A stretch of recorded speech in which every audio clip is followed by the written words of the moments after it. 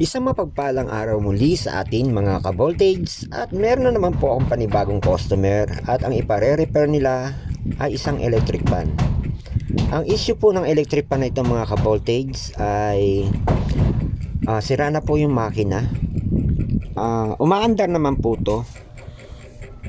Sobrang hina na po ng ikot. Hindi na makakabugaw ng langaw or lamok, sabi ni customer.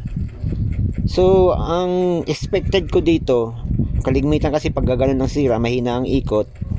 Kung hindi sa bushing, ano kaya sa capacitor. So, nagtry nga po ako magpalit nito ng capacitor. The same pa rin ang ikot niya. So, at saka umiinit na yung motor niya. So, ang ano ko talaga, sira niya talaga, ano ko talaga na, kumbaga parang na ano ko na sa kanya na ang motor, may makina, yung makina niya may diferensya na. Kaya sinabi ko kay customer, may tama na ho yung makina niyo, mahina na ho yung winding. Kaya ganun ang nangyayari.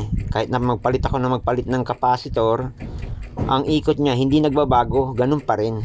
So mahina na talaga ang makina, yung motor niya.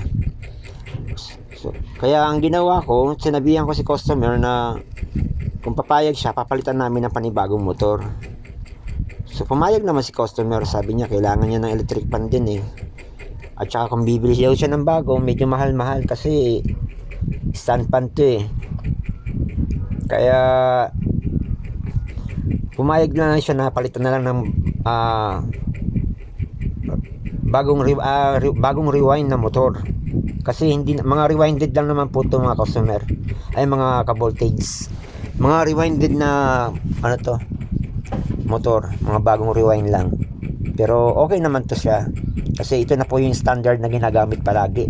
Pag nasusunog yung makina, wala naman nabibila na mga brand new motor na galing sa factory.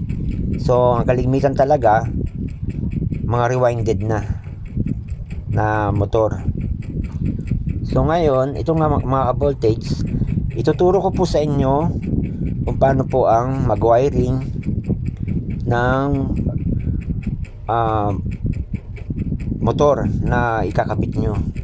Tulad nito, magpapalit kayo ng motor, ituturo ko po sa inyo kung paano po ang maglinya. Ang switch nito mga ka-voltage ay nasa taas lang, hindi katulad ng iba na sa body niya ang switch. Ito mismo nasa cover po, sa may cap cover ng mismo sa may taas ng motor, doon ang switch niya, rotary switch. Tulad nga po ng nakaraang video ko, kaso nga lang iba po yung sa nakaraan ko, nasa body po yung katawan niya, yung ano niya, switch niya. Ito naman nasa taas. In the same din po ng video ko nang sa una, ang number 1 niya po ay color white, katulad po niyan. White ang color niya is number 1. Ayan po, ang unang kong tinap dyan ay yung common line, color green. Ikakabit nyo po yan doon sa 2 lines na galing sa saksakan. Yung color green, papunta po makina yan sa motor.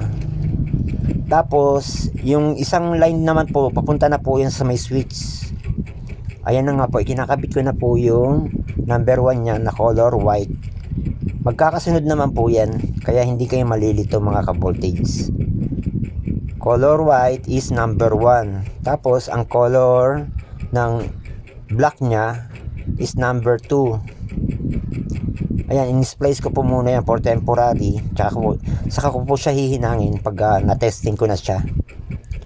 Malalaman ko na yung tama ba ang pagka-setup ko o pagkalinyada ko. Number 3 niya po is color red. Ayan. Hindi po kayo magkakamali mag-ano niyan. Ingatan nyo lang po talaga na masugatan lang po ang winding ng motor para iwas po na maputol. Kasi sayang. Bagong bili tapos masusugatan lang ang winding. At sa capacitor naman po mga ka-voltage, wala hong problema kahit na magkabaligtaran po yan.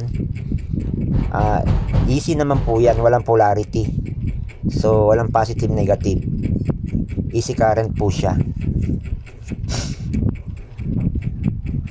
Ayan, ganyan lang po ang paglilinya.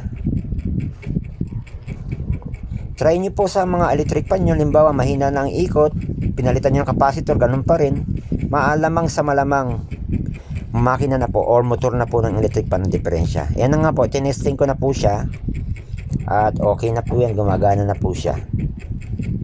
Okay na yung number 1 nya, number 2, number 3, pati yung pag-rotate nya okay naman na.